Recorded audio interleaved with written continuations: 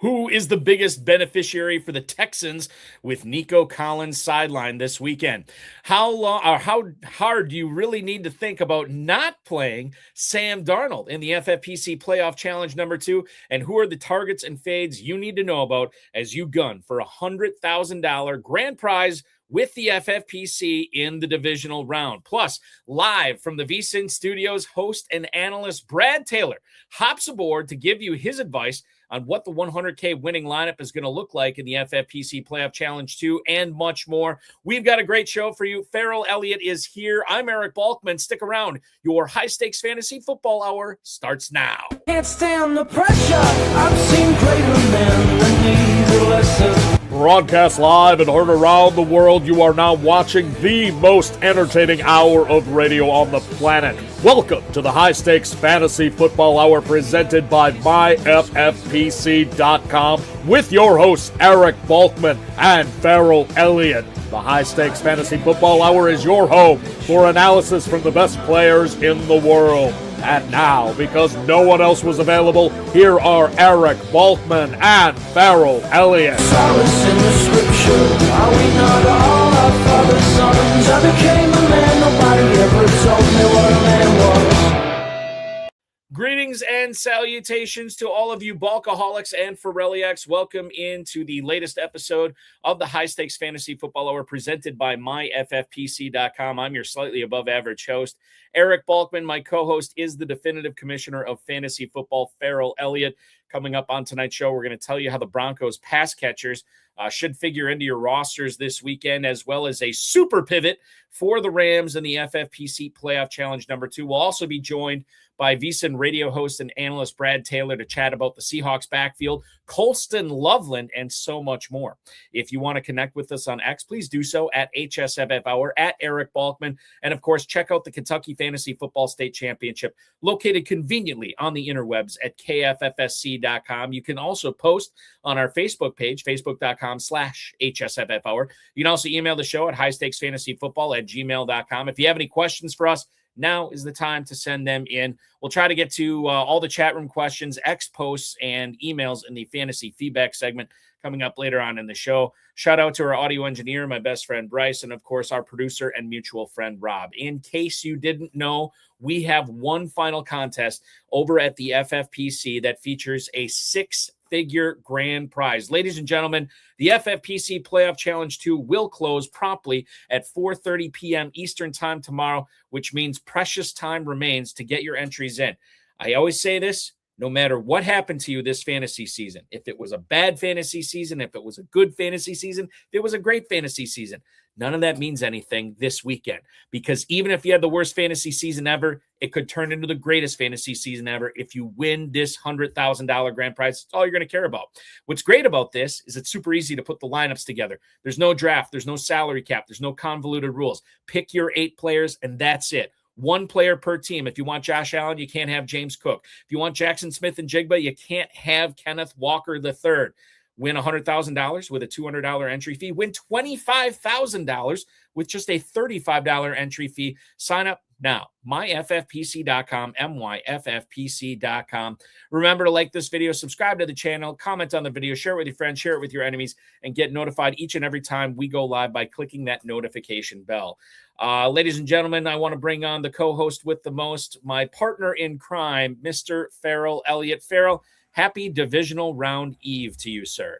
How are you, partner? I'm excited. Should we go ahead and just get it out there? Should we go ahead and talk about it? Well, listen, I'm going to tell you this right now. I am very excited for this weekend of football. No, we got to go back. Despite the Packers not being involved in this weekend, kudos to the Bears. They made the plays they needed to make in that game. And I think I brought this up on the show several times. My father, when I was a kid, told me that this divisional round weekend of the NFL, he said it's the best weekend of pro football. You have the 8 best teams, or at least the 8 remaining teams, gunning for a Super Bowl championship. Mm-hmm. We have no point spread higher than, I want to say, 7.5. We should see some good football this weekend, Ferrell. Yeah, your father's a very, very wise man, and this is the greatest weekend of football. Unfortunately, I'm going to be on an airplane Sunday afternoon, so I don't like that.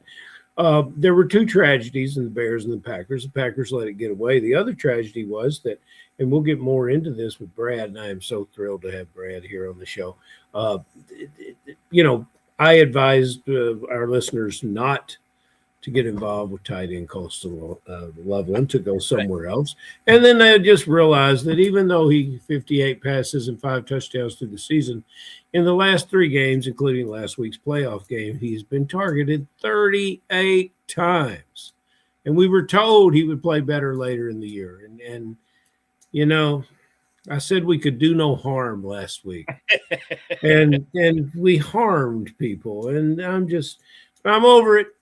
Going to try to do better this week.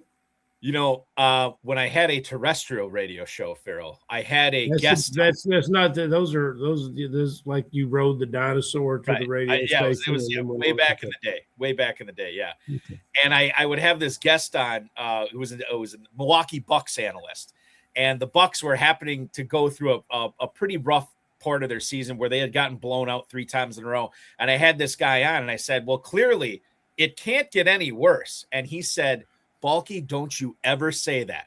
And it did get worse for the Bucks. And I will never say, no matter what I'm talking about, fantasy football, pro basketball, life, I will never say it can't get any worse, because now I know it clearly can get worse. Okay.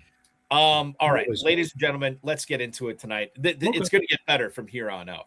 I want to bring up the Seahawks because I think I don't know if there was big news this week in the NFL for these 8 remaining teams. It was probably this report out of Seattle. Mike McDonald, the Seahawks head coach, said that he's, quote, really optimistic Sam Darnold is going to be able to play in the divisional round against the 49ers.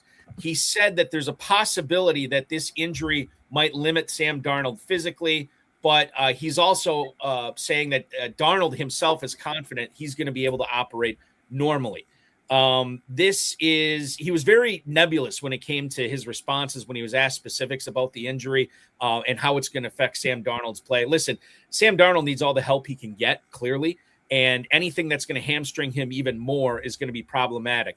This question, we'll get into Sam Darnold later on in the show, Ferrell, but I think most people for the playoff challenge too are looking at rostering Jackson Smith and Jigma. Maybe a few people based on the data we saw from Fantasy Mojo, fantasymojo.com, at Fantasy Mojo on X, where we always get this data from.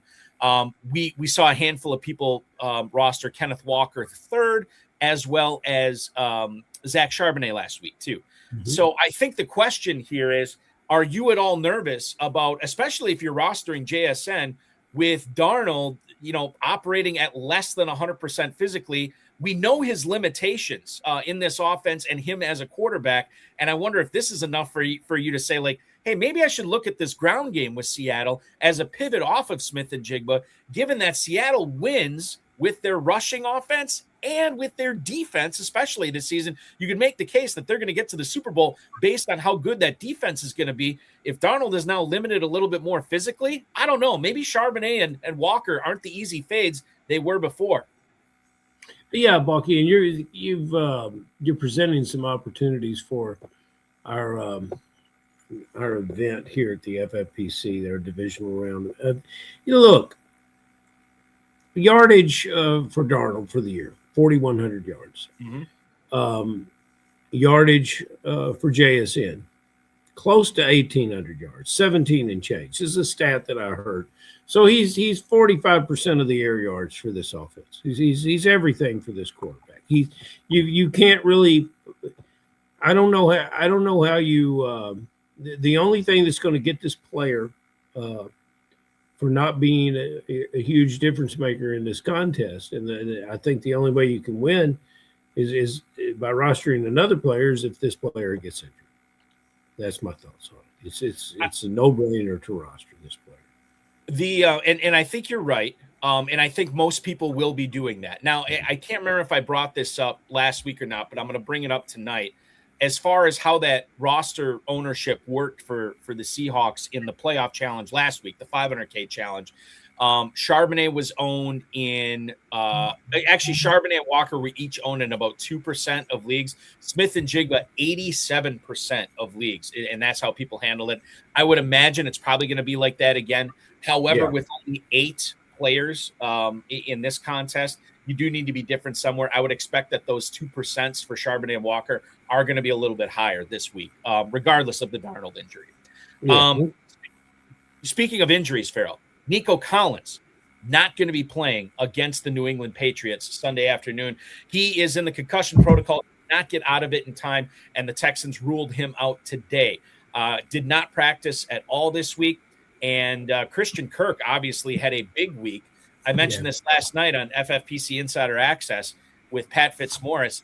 Kirk was good before the Collins injury. He was good after the Collins injury, like Mike McDermott in Rounders, right? When Worm shows up and they get caught cheating, and Mike McDermott's like, look, I was winning before this guy even got here.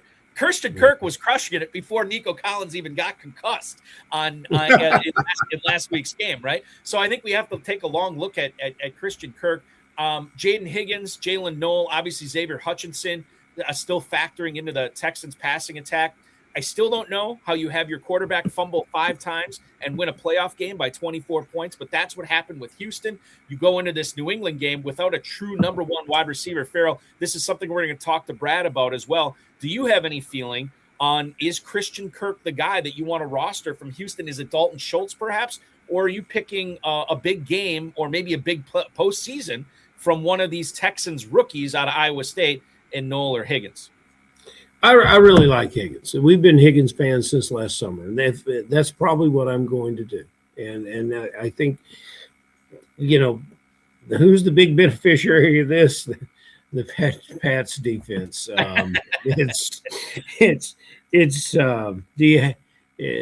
you have to take a Texan? This could now be the question. You have to. Yeah, you have to. You have to, but the question is which one? Honestly, there will be people that will be like, oh, I got to take their defense. You can't play the defense this week. It's got to be a skill position player.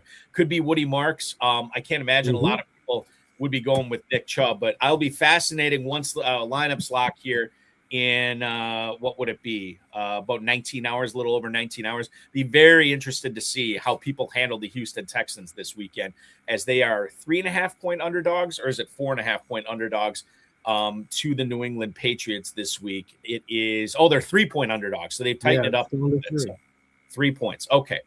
I want to shift before we get our total focus on the 100K playoff challenge 2 with the FFPC. I want to talk about 2 other players that I think that are not in the playoffs, but I know this first guy holds a dear spot in your heart, Ferrell, and that's Michael Pittman.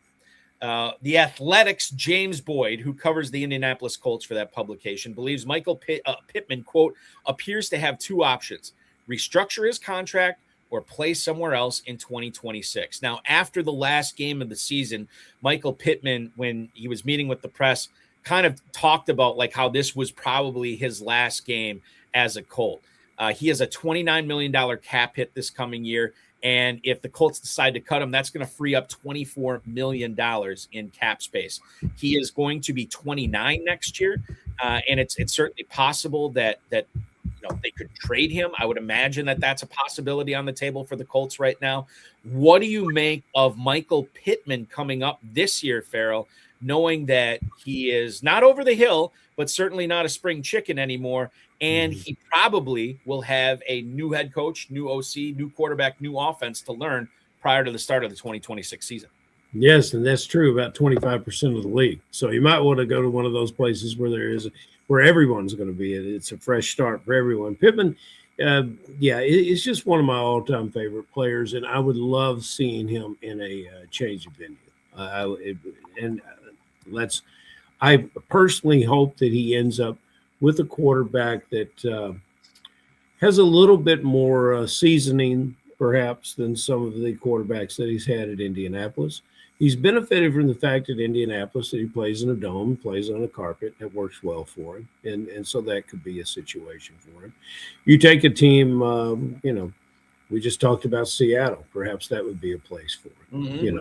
A place where you've got to get some balance. Do we expect this receiver, JSN, to catch 1,800 yards next season? The whole league is going to work on taking that player. So I think it's a great offseason for Pittman, and I love the way our writer here has covered possibly every outcome that there possibly could be.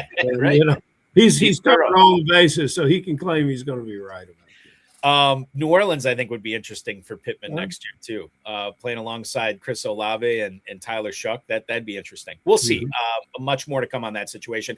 We have Brad Taylor standing by here. The last thing I want to get to before we go to the VSIN studios to connect with him, Patrick Mahomes stated that his doctor told him he could be ready to play week 1 of the season. This was on the Chiefs' official website.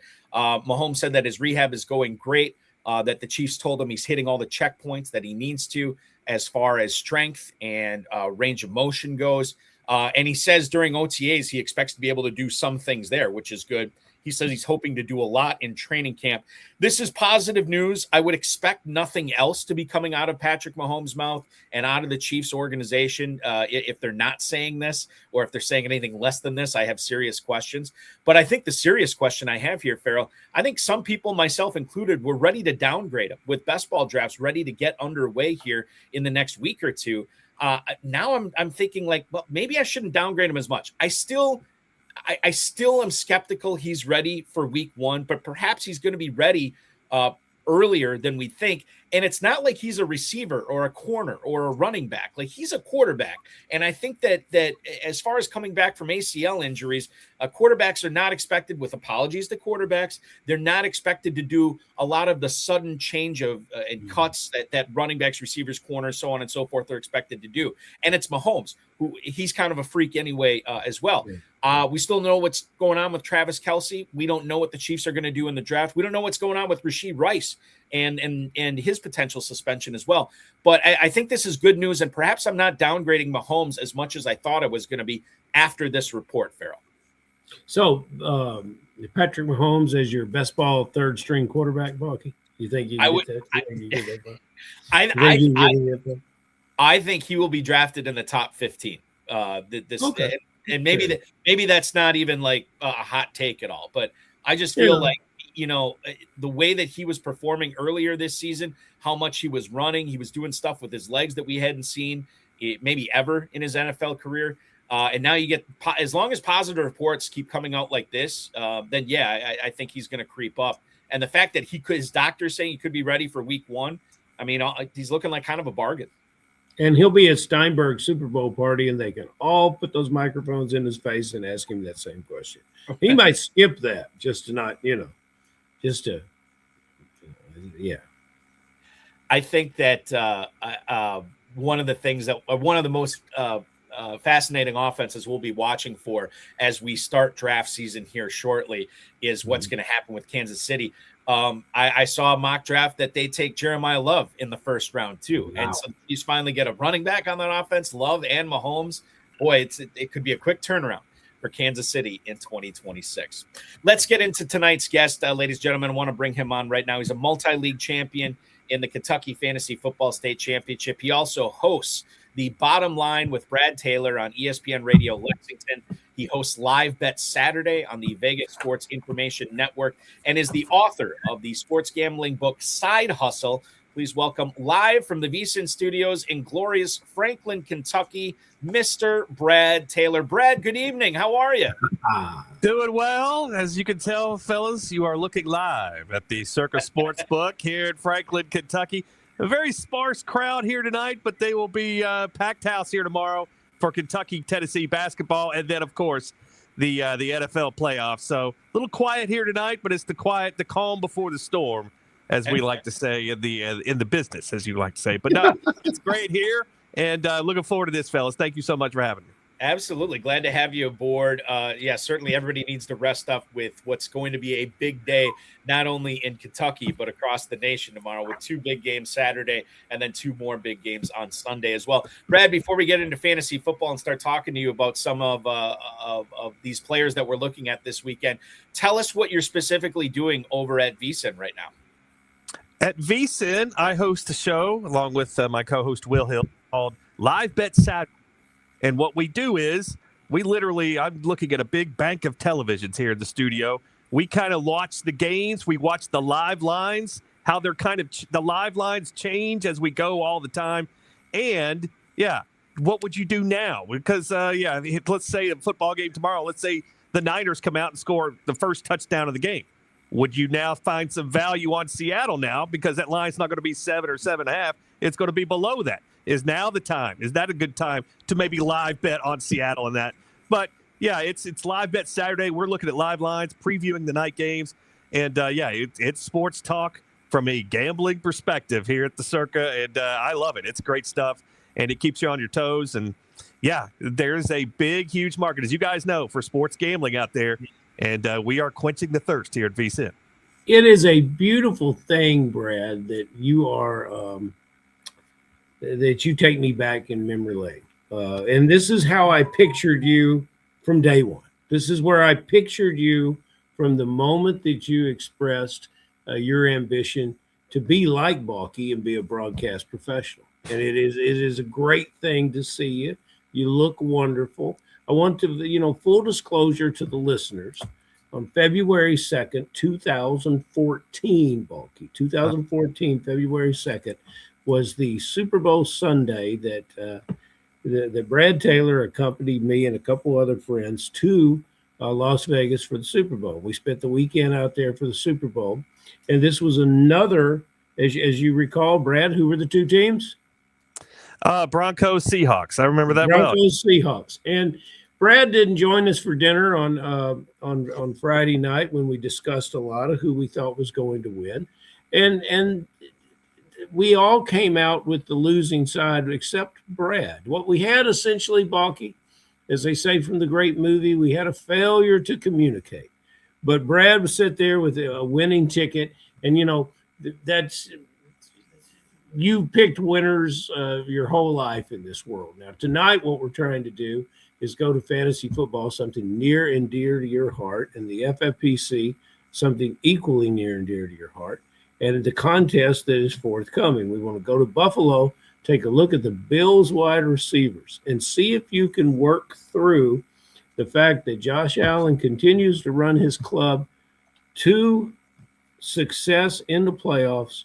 Who is the receiver that he's going to rely on, or is it still basically anybody's guess? You know the numbers, so tell the fantasy players who they should put at receiver, not only for this weekend, who you think is going to win, and who you think is going to go forward with being that best receiver through the contest. Is it the receivers or is it the tight ends? Because if you look at the numbers here, Knox and Kincaid right here, look at their yardage totals in the desert. A lot of times when you're doubting things, go ask our friends in the desert. They know a little bit more than we do sometimes on a lot of this stuff. It's amazing. Sometimes we have hunches, we have the cut of their jib and the eye test, but a lot of times the odds makers know a little bit more than us. And you look at the yardage totals for this for tomorrow's game.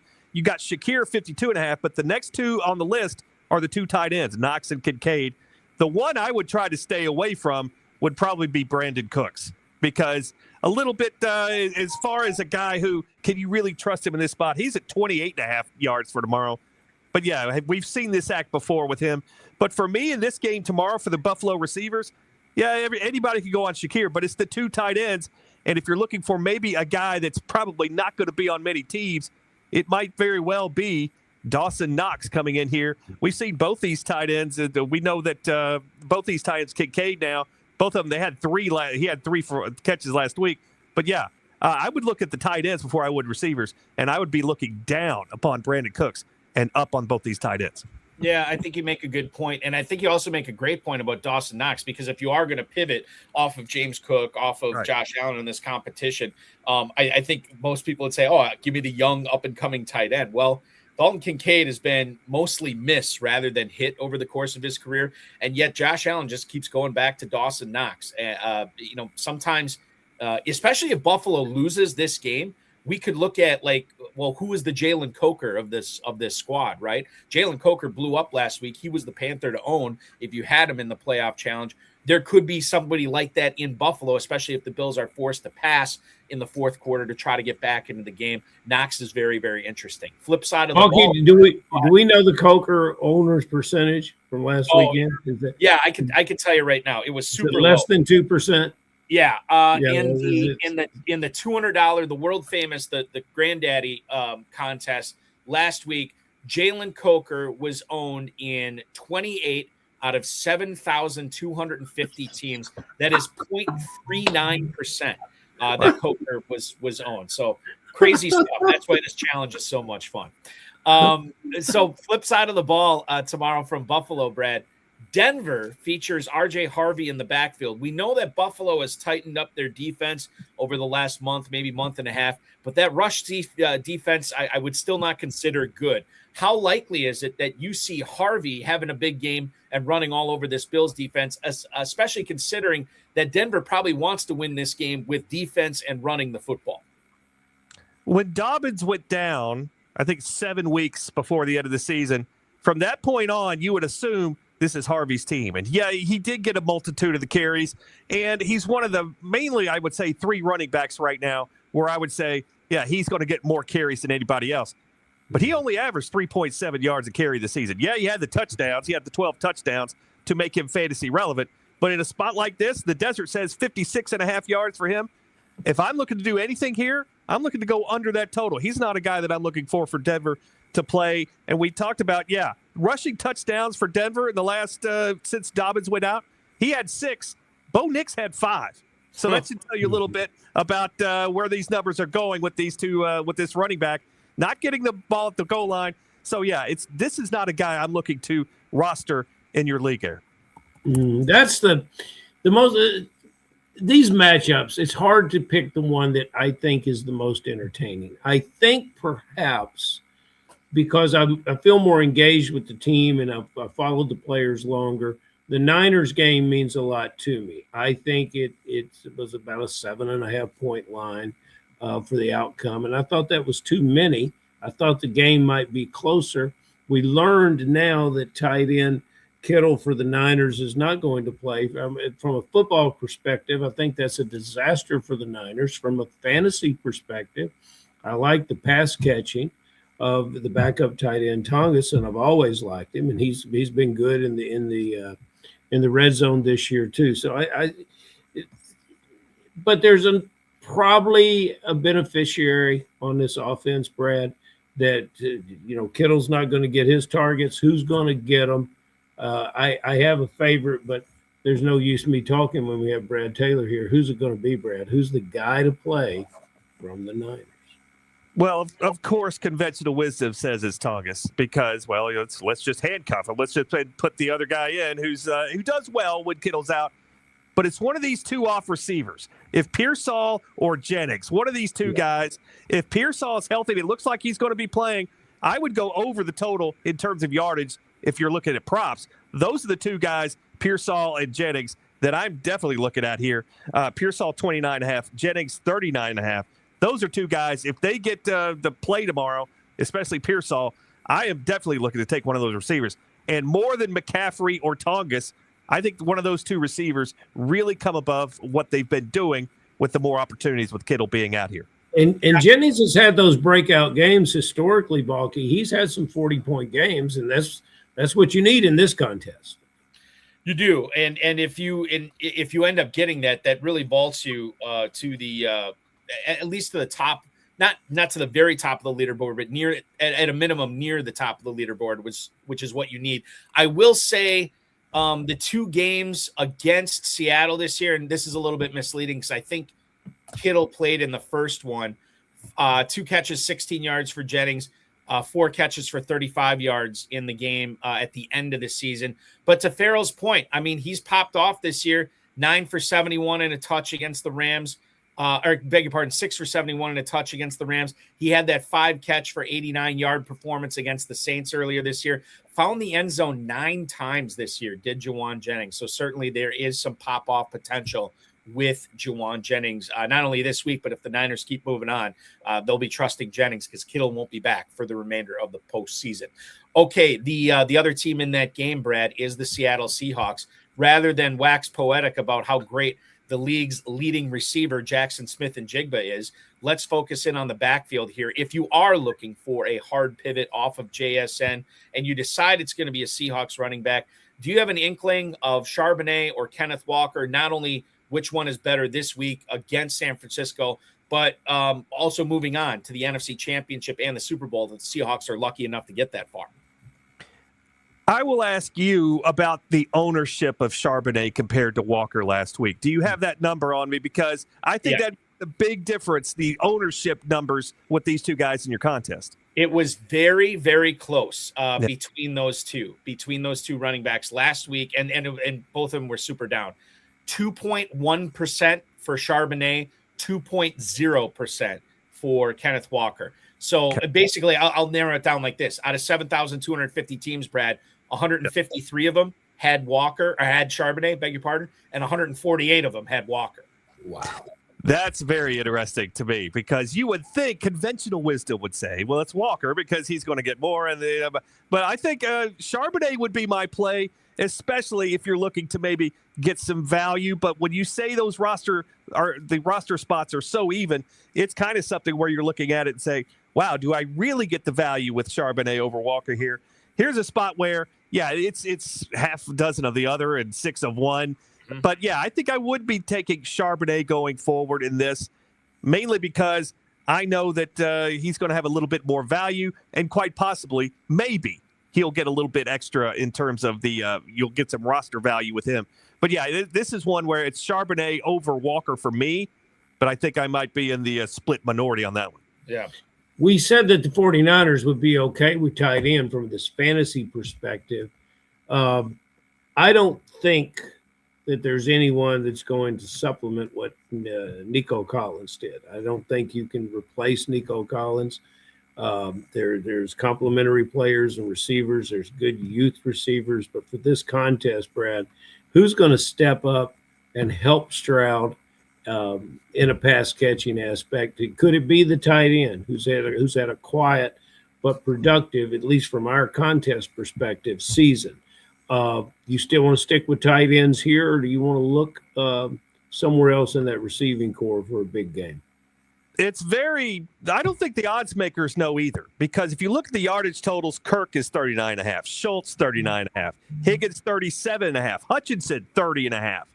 I don't think they know what they're going to do, the odds makers, because everybody's right around the same number here. For my money, the value is on Hutchinson. If you're looking to play him long term, maybe that's with Houston getting a one with a one and out kind of situation here. But I think the value is on. You're going to get some value with Kirk, obviously. But I think Hutchinson would be the play that I would make to kind of be maybe under the radar and hope you get something out of this, because the Desert's telling us they don't really know what's going to happen here, and I don't think I want to trust Schultz as much as I trust those Buffalo tight ends this week. The rostership last week, and I know this is skewed because Nico Collins, was healthy. He was not concussed heading into this. But as far as the non-Collins receivers go for Houston, it was Jaden Higgins owned in 0.19%, and Christian Kirk, Xavier Hutchinson, and Jalen Noel combined to be rostered on exactly 0 teams in the FFPC Playoff Challenge this past week, which is crazy. I threw it up there before. I threw up the stat. I'll throw it up there again. More people rostered Buffalo's backup kicker, Matthew Wright, than rostered Christian Kirk. Which apparently was a mistake. Apparently it was a mistake, yeah. Apparently was a mistake. So Captain Obvious, call me. We all think we know these things. It's incredible. We all think we get going into these games. We all think we know. We don't know anything, and sometimes we really don't. And that's what makes it so fun, because we can talk about this to death, and certainly we can kind of win on the margins. In fact, we'll talk more about that with you, Brad, later on. We can try to win on the margins as much as we can, but ultimately it's a wild team game played with a weird shaped ball. Crazy stuff happens all the time. Is crazy stuff going to happen in the New England backfield this coming weekend against these Texans? It's Ramondre Stevenson and Travion Henderson that dominate touches back there. Henderson, the young, explosive player that I think a lot of people want to roster. But I'm almost wondering that with the usage that Ramondre Stevenson's seen, with who his head coach and who his offensive coordinator are, I wonder if after the Patriots postseason run is over, whether that's this weekend or maybe in February, we'll look back and say, gee, I didn't want to roster Ramondre Stevenson, but it turned out that was the guy I should have been rostering for the Patriots. Do you have a favorite in this backfield for this challenge, Brad? We saw that game last week with the Patriots, and they were never behind in that game. Yet none of these running backs got double-digit carries. Nobody got more than 10 carries. What were they doing? Why were they not used a little bit more, these running backs? And if you look at a spot like this, you go to the desert, what do they say about yards from scrimmage here? Henderson, 51.5. Stevenson, 53.5. So I don't think they know what they're doing in this one either. Here's a spot where, for me, we saw Stevenson, 10 for 60 in that one, but 53 of those yards were, his 53 were second on the team to May last week. Here's a spot where, I think I'm going to take the Henderson, but it's a spot where not even the desert really knows what to do here. If you've got inside information on this one, I suggest going for it, but I'm just suggesting this one because I think maybe he'll get more goal line carries. But if you're looking for a receiver, Stevenson is definitely your guy. There's a lot of questions. Oh, go ahead, Bob. Fair. I was going to ask you, are you Team Stevenson or Team Henderson in this? It's impossible to figure out. If you think, and this is this great quarterback that throws the ball downfield, has such great downfield accuracy, I think that's where the opposition can be beat this weekend. And if they get ahead and they get some points up on them, whichever running back has the hot hand could get fed the ball, and they could separate. Henderson is the big play guy. Stevenson is the dependable player. I like Henderson better as an athlete, but Brad's right. This is too tough to call. So, all we're doing for the listeners is we're saying, hey, best guess. This stuff's really, we haven't come up with anything since Brad came in with the tight ends, and it just shows how vexing this situation is. But I'll tell you somebody that's not vexing. A team that's not vexing, the Los Angeles Rams. Brad, when we consider about who you want to start with the Rams, an old expression that you'll be familiar with, I would tell you, come on in, Brad, the water's fine, because it was mighty, mighty good with the Rams. Who's it going to be? Adams or Nakua? You think of Nakua, and one of the stats that I discovered this week is something you don't think about receivers. He has 400 plus yards after contact. This guy runs better than running backs. I love this. Adams down around the goal line. Fantastic. Is Adams a sneaky play because of his scoring possibilities? I think this team just rolls all over the Bears. And the point spread doesn't suggest that, but I suggest that. I think I know that. I think that's what I see happening here. What do you see? I wish I saw that craps table over there so I could get down a field bet. That's they got a craps table down there? No, there's not a craps table down here. No, I thought that was false advertising. Bob, did you hear that? That was fake news emanating. It's fake news emanating from the VSIN studio. I'm shocked that but we don't have the craps tables here yet. But the point is, if there was a field bet down there, I could guarantee you the water would be fine for me to jump in there on that one. I also would say, are we looking at the end of Davante Adams? Because we all remember the touchdowns. He got 14 of those this year. But we kind of saw this a couple years ago with Cooper Kupp as well. And, Davante Adams is only 33 years old, but he averaged 15 games this year, 4 catches, 57 yards. So it's not like, other than those 14 touchdowns, what has he really done for this team? I am down on Adams. His number here is to go 55.5 yards on this one. Yeah, you got the 14 touchdowns, but I'm looking to go under on him. It is Superfly, Nakua, or nobody in this one. So this is a spot. I don't think Davante Adams is the guy you want to trust here, just banking on those touchdowns that haven't done anything. He hasn't scored since November. So that's something to kind of look at with this guy. Hey, fellas, check it out. We're in the second show of the year, and it's certainly not the league year. I don't know what show this is, Balky, number 50-something, whatever it is. Yep. Finally, Fenton has checked in. Brad, see, you bring out all the old school guys. Fenton jumps in here in uniform to make a commentary. He's going in with Stevenson. I don't get to ask questions about Colston, Loveland anymore, Brad, but Balky will do it for me. Just real quick on Adams, before we get to Loveland, dude had 13 targets last week, and pretty much I think the target share with Adams and Nakua combined last week was like 70-something%. So it's a highly concentrated passing game, and I don't think that changes against the Bears this week. 13 targets. He only catches 5 of them. And quite frankly, did not look all that great. I don't think he passed the eye test for me in that game. And I'm not saying the 8 targets that he missed were all his fault, but some of them were bad. And I wonder if he is actually playing a little bit hurt right now. I will say this, just to wrap up the Rams offense. There are people that are, I think, nervous about the Rams offense playing in this, and it's going to be very cold at Soldier Field. And they're nervous about these, Southern California boys coming into play in this. And I'm like, Stafford played in the NFC North for how many years? Devontae Adams played in Green Bay for how many years? Blake Corum, Kyron Williams, those guys played at Michigan and Notre Dame. Like, they've played in plenty of cold weather before. So I think the weather thing is a little bit overrated. And I think the leaky Chicago defense is going to help them out a little bit too as well. So I'm not all that concerned about. Now the Rams could lose that game, but I'm not all that concerned about the Rams not being able to put up points in that game. Okay, moving on to the Chicago offense here. Brad Taylor from the VSIN Studios in Franklin, Kentucky. The likelihood of Colston Loveland continuing this massive hot streak against the Rams, I'm hearing people talk about him being the tight end 3 in Dynasty and maybe in redraft leagues next year. Everything he has done over the course of the last 3 or 4 weeks keeps moving him up people's draft boards for 2026, Brad. Is this going to continue against the Rams and perhaps maybe even the NFC Championship game, or dare I say the Super Bowl as well?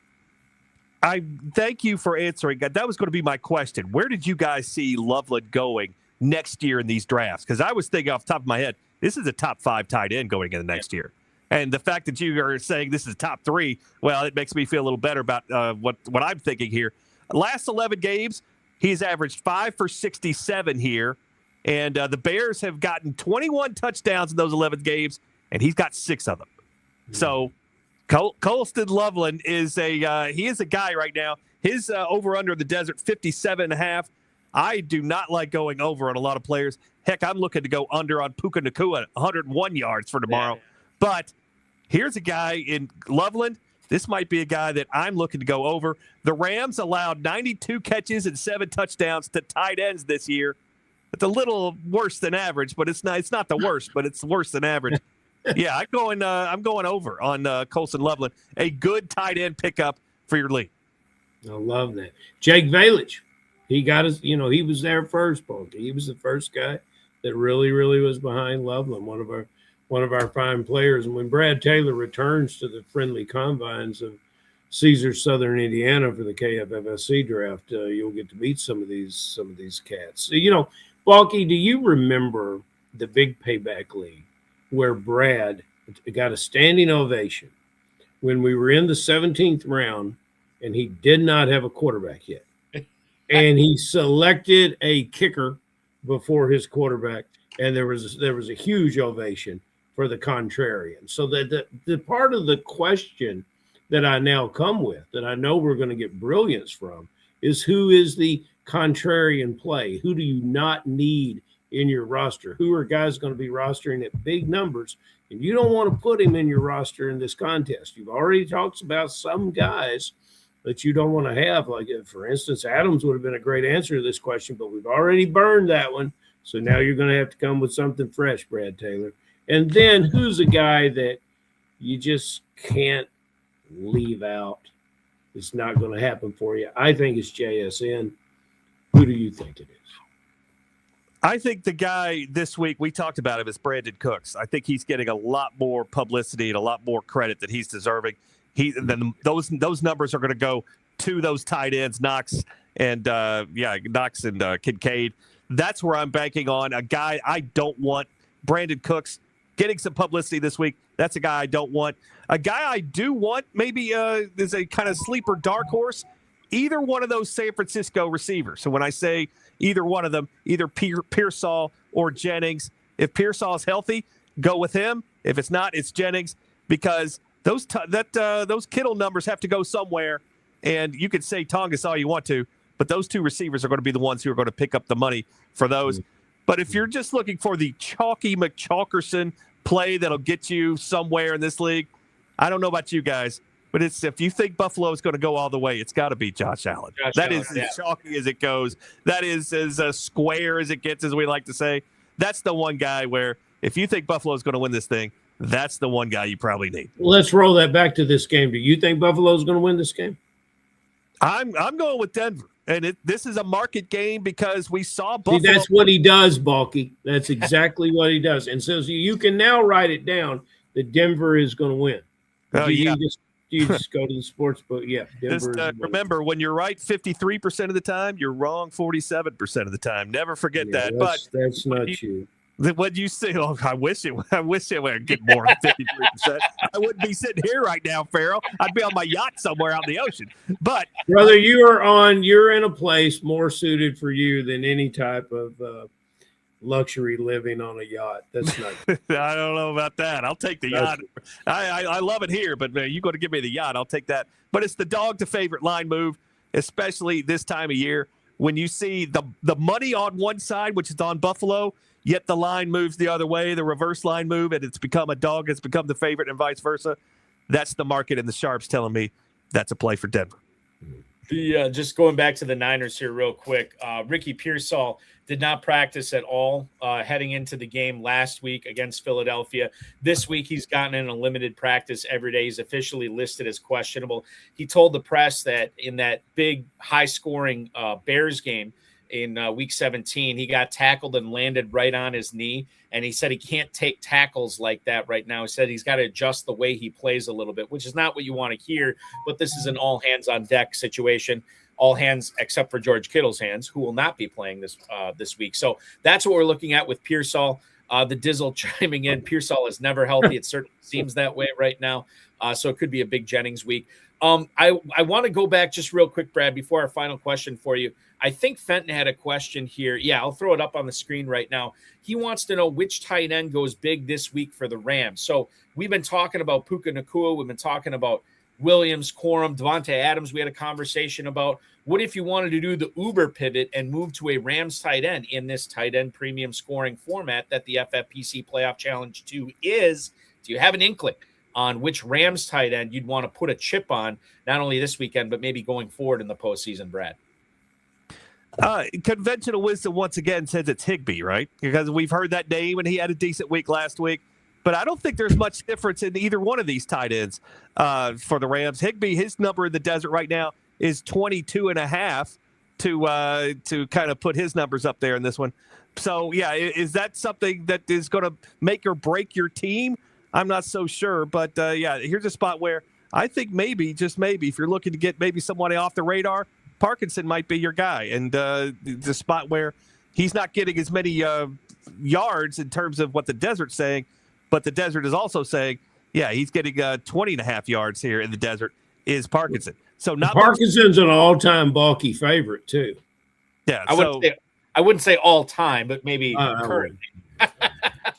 Maybe he is all time. I don't know. He's all time. Brad, we also have another question from the Dizzle, Dave Gerzak. Do you remember who you ended up with at quarterback in that big payback league where you took a kicker before him? I'd also be curious to know who the kicker was, if you remember. I can't go back. Heck, I can't remember what I had for lunch today. Much less. I think it was an interesting waiver wire year for Brad. Oh, I'm sure it was. But when it got in those leagues, it's because everybody there was sharp. I mean, it wasn't like you had any squares in that league. Everybody was so sharp. So why go with the conventional wisdom and go right down the line, picking running backs and receivers? Mix it up and just wait for quarterbacks and just do something different because – I'm not going to follow the rest of the sheep to the slaughterhouse. I mean, that's if you're, so you're going to lose a lot, but every once in a while you'll pop that winner in, and that'll do it for you. But I mean, it's when it comes to fantasy football. I mean, I love fantasy football just like you guys do, but yeah, it's following the rest of the sheep sometimes does not equal winning, and sometimes being different does. But sometimes is the key word there. So I think the other thing I wanted to bring up here is before we let you get on and enjoy the rest of your evening here, Brad, side hustle, how squares like us in the real world can improve our bottom line and compete with the sharps in the world of sports gambling. This book has been out for about 2.5 years or so, available on Amazon. Give our viewers and our listeners a taste of what is in this book. Well, it miraculously, the timing, it came out right when sports gambling became legal in Kentucky. It was amazing how that happened. But what we were trying to do is kind of teach the squares like us, try to figure out what makes the sharps, what makes them sharp. What do they do differently than us? And, it's a lot of things about it's not always most important to pick winners. We mismanage our money. We let emotions take over our gambling. It's not always the kind of thing where, just picking people can get 53% winners for a period of time and still lose money because they're not betting the right way and playing parlays. Fool's gold is the parlays. And but people are always infatuated by it. So it's just trying little tidbits and systems, that I like to play, especially in the NFL too. The windy unders, division dogs, things like that. Things that have worked over decades that we kind of put in the book, and little tricks that the sharps do that we need to learn to do better because it's very hard. This sports gambling thing is very difficult to do long term. And Balky, in all walks of life now, there's proposition plays on all types of things. Like, for instance, I have a big bet on the fact that I will receive an autographed copy of the book delivered to my home. The over and under was 3 years, and I had the under, but I'm still waiting to cash that ticket, Balky. Yeah. And probably it's probably the same cost to send two as it is one. Balky is spelled Balky. So Brad, just any time. But we want to be proponents of that book, but we require that for. I've got a spot in there on my bookshelf for it. I cleared it out. Yeah, in your comic book section, is that what you're going to say? No, sir. It's going to sit. It's going to sit right next to my autographed copy of the great Jim Murray's from the LA Times, the contributions that he made to that paper, and that I've got a book that breaks down some of his best columns, and you're going right next to him. So there's a nice place waiting for you. Balky's going to put his up the next picture, that Seinfeld back there. Yep, that's where right. He's going to put his. I gotta redo my background. It doesn't look nearly as cool as Brad's. The Last of the Best, a 1998 book about Jim Murray, or with all Jim Murray's columns. So there you go, Ferrell.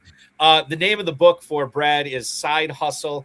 Get it now, Amazon.com. I got the link up on the screen. You can just simply go on Amazon, search Side Hustle Brad Taylor. You'll find it there as well. And just enjoy sports gambling a little bit more, thanks to one Mr. Taylor, the VSIN host and analyst who was good enough to grace us with his presence tonight. And thank you so much for giving your insight, not only on the divisional games, but the rest of the way. We'll get you out the door, Brad, with a Super Bowl prediction. Do you have a feeling on which teams are going to meet for all the marbles come February? Well, when I talked to Ferrell last week, I said Rams and Jacksonville, and I said get the Jacksonville receiver as a big dark horse. So once again, it tells you that we don't know what we're talking about. He scored well. And in that tournament, you had to have a player from every team. So you didn't, Balky. You didn't. But it's still, for me, it's still Rams. It's going to be Rams and Bills for me, Rams and Broncos for me. And that would be the thing you could get right now. But I think that's at about 14-1 for the actual exact to get to the Super Bowl. So that's what I would say. But once again, remember, when you're right 53% of the time, you're wrong 47% of the time. And even more so in future bets. So, yeah, it's another thing altogether. Brad, we will continue to watch your career blow up. We will listen to you. We will watch you at VSIN, of course. Follow you on the X at Bottom Line Lex. Thank you so much. Enjoy the games tomorrow. Don't be a stranger. We'll talk with you again soon.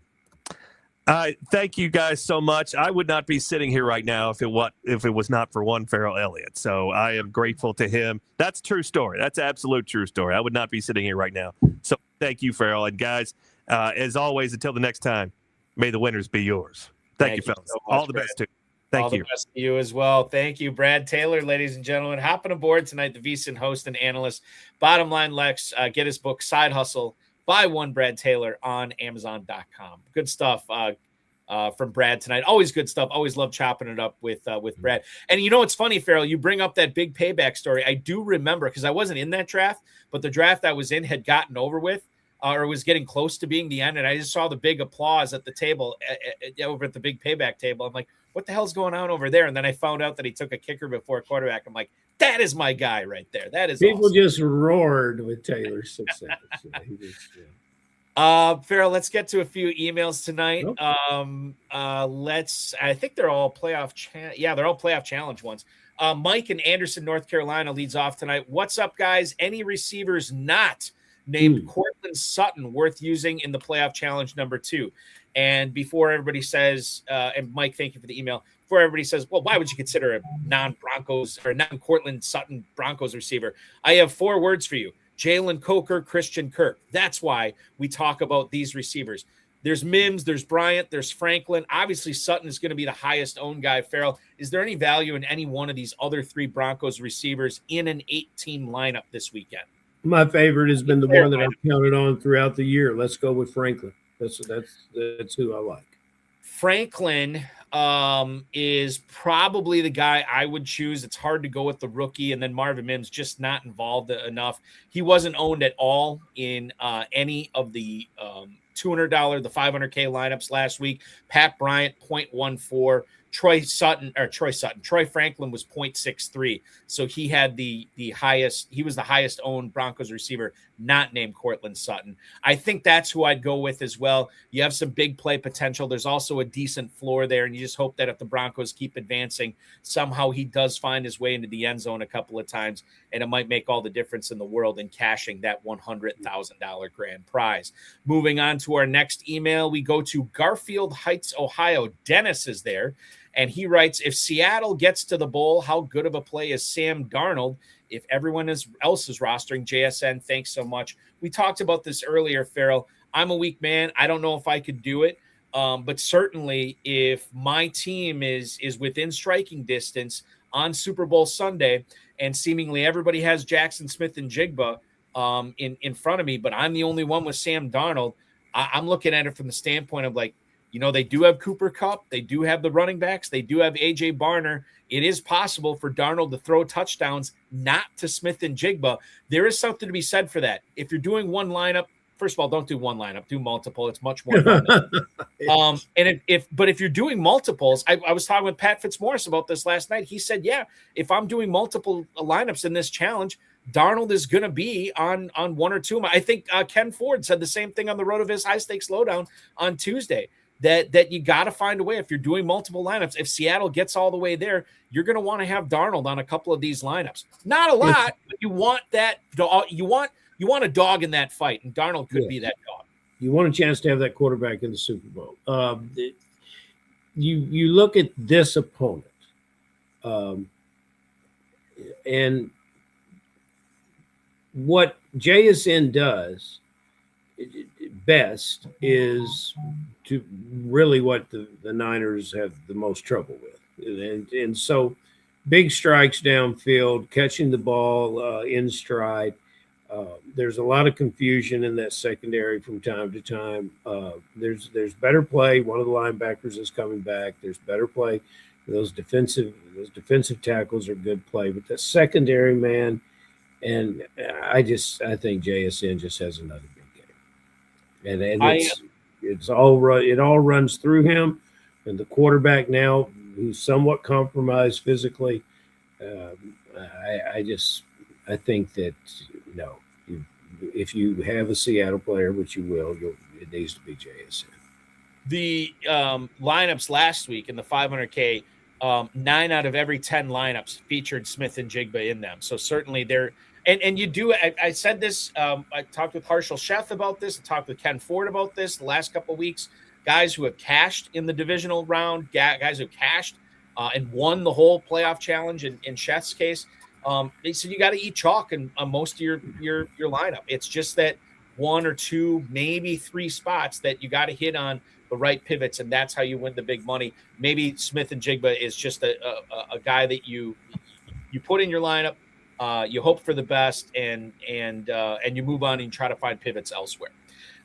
Let's move on to New England. Yeah, we're talking with one Jim in Cheyenne, Wyoming. Who's the better play in the playoff challenge 2 for New England? Stephon Diggs or Hunter Henry? You might be surprised to know that in the 500K challenge last week, ownership looked like 19% for Stephon Diggs, and for one Hunter Henry, tight end premium, he was at 16%. So the FFPC players last week said that Diggs is a slight favorite. Ferrell, do you agree with them in this challenge this week? Should Diggs be the guy over Henry? I like several of the tight ends in this challenge, but Henry is the touchdown dependent player. If it was a one-game thing, I'm going with Diggs. Since I expect this team to continue to win, I'm going with Henry. So if you think that the Patriots are one more game and done, I think Diggs should be your player. But if you think the Pats have the long game here to get to the Super Bowl, I think you should go with Henry. Henry caught 60 balls this year, so he's not just some pivot slouch we're going to. Like there's a reason that he's significant in not only last week's challenge but this week's challenge as well. Ever since the tight end whisperer came on the show and whispered Henry, his entire career has blossomed again. Yes. You said you like several tight ends in the challenge. I could think of 3 I like. Who else do you like? I would say Loveland, Schultz, and Henry. What are there any other guys that you like besides those 3? Well, I like Tongas. And Tongas, I like Tongas. Okay. That's well, I like your guy from the Rams as well. Parkinson. Yeah, I could see that as well. And again, I think that you don't want to tie with 30 some other people in this. You want to be different, and it's more fun to have this whole grand prize all to yourself. And maybe Parkinson's on the winning line. There's going to be one player on this winning lineup that will just be scratching our heads like, how the heck did that guy come up with this person? And no one had Coker. No one had Coker. No one had Kirk. People had Coker, but very few people had Coker. No one had Kirk. Yeah.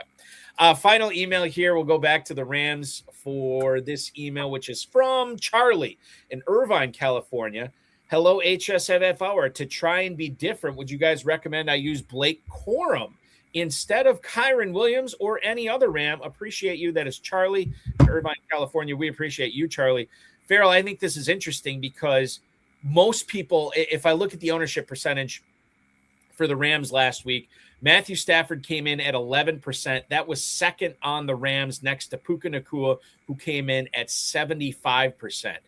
You look at the running backs, Kyron Williams was at 7%, Blake Corum 0.2%, knowing that Corum is really, really eating into the catches, the touches, and sometimes the carries inside the 10-yard line.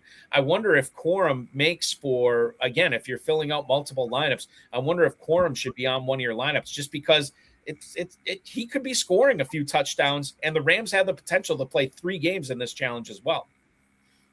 Possible, but I'm going to stick with Kyron. That's how I would play it. But yes, now I'm going to have to play a lot of teams to get to Corum. Listen, I'm going to tell you that you want to play a lot of teams. We have a lot of teams available in this right now. We have still 475 teams left in the $200 version. The $35 version features 936 teams left.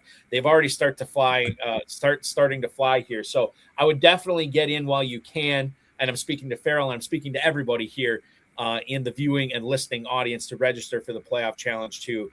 It's going to be a lot of fun. It's going to enhance your enjoyment of the divisional playoff. And I always say, even if it was a bad season, it could still be a great season if you cash this 100K. Always a great show when I can hang out with my buddy Ferrell Elliott from the Kentucky Fantasy Football State Championship. KFFSC.com is where to go. Check it out with all the leagues that are open and will be opening soon there as well. You want to make it the year of KFFSC. Hang out with myself and Ferrell in Louisville. Hang out with Ferrell in Cincinnati. Northern Kentucky this year, right? Kentucky, Northern Kentucky, yeah. Northern Kentucky as well the week before. It's going to be a banner year for the KFFSC. And if you can't make it, play online, KFFSC.com. Ferrell, enjoy the divisional games this weekend. Thanks so much for hopping on, and we'll talk with you again next Friday. Thank you, Bob. You got it. Ferrell Elliott, the co-host with the most, the definitive commissioner of fantasy football, joining me tonight. I want to thank him, Ferrell Elliott. I want to thank Brad Taylor, the FFPC, Rob Bryce, and of course, each and every one of you for hopping aboard tonight. We will be back next Friday, 10 p.m. Eastern. We will be speaking with the 2025 FFPC Main Event $200,000 runner-up, Waleed Maqbul. He returns to the show. He was just on in August. I got to find out when he drafted this team. You might have drafted this team right after he came on the show. I don't know. We'll have to talk about that. But that's going to be a lot of fun as we talk with Waleed next week. Okay. The 10-time FFPC League champion and 2021 FFPC Main Event runner-up Ken Ford was on the season finale of the RotoViz High Stakes Lowdown this past Tuesday. In case you missed it, watch it anywhere you can get the FFPC socials, YouTube, Facebook, X, whatever. It's also in the RotoViz podcast feed if you want to listen to it there, or anywhere you get your podcast. So we are now not going weekly anymore until the season starts. The RotoViz High Stakes Lowdown will still continue this non-playing season, but we will go live the first Tuesday of every month until September when we resume weekly. So Tuesday, February 3rd, the HSLD will go live again. Insider Access was awesome this past Thursday night. Better Sports Network or the FFPC socials if you missed it. Fantasy Pros Pat Fitzmaurice and I put together a couple of lineups for the $100,000 FFPC Playoff Challenge 2. We'll be back this Thursday again for 2 full hours starting at 7 p.m. Eastern Time. Rotoballer's Frank Amarante will join me for that program. We'll take a look at the playoffs, and most importantly, we'll be talking best ball and getting you going on your 2026 drafting season. It's going to be a lot of fun. What is also a lot of fun is the FFPC Playoff Challenge 2. There's no draft, no salary cap, no convoluted rules. You are basically picking 8 players, 1 player per NFL team, and then locking those players in at kickoff at 4:30 Eastern Time tomorrow when the Bills and Broncos kick off. And then you don't have to do anything. You just watch your players play and climb up the leaderboard. $100,000 grand prize is available to you with a $200 entry fee. You can also enter for $35 and be eligible for a $25,000 grand prize as well. Grand prize as well. 1 player per NFL team. Register now. myffpc.com. That's myffpc.com. Remember to like this video, subscribe to the channel, comment on the video, share it with your friends, share it with your enemies, and get notified each and every time we go live, which will be Thursday night, 7 p.m. FFPC Insider Access, myself and Frank Amarante. Register for the FFPC Playoff Challenge 2. May the ball bounce your way this weekend. Thank you so much for listening, streaming, watching, downloading. Your weekend officially starts now.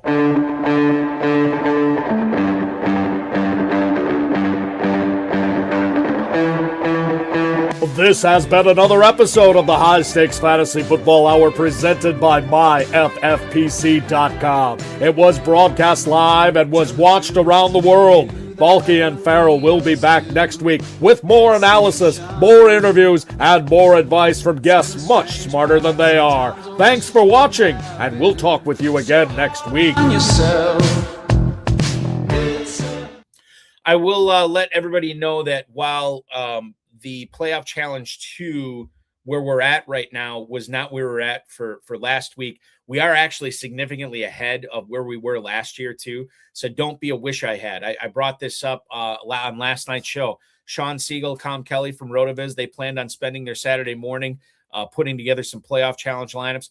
It was already sold out by the time they looked at it. So register your teams now, get those entries in your My Teams page. Worry about the lineup before kickoff, but get those teams now to make sure you're not left out in the cold.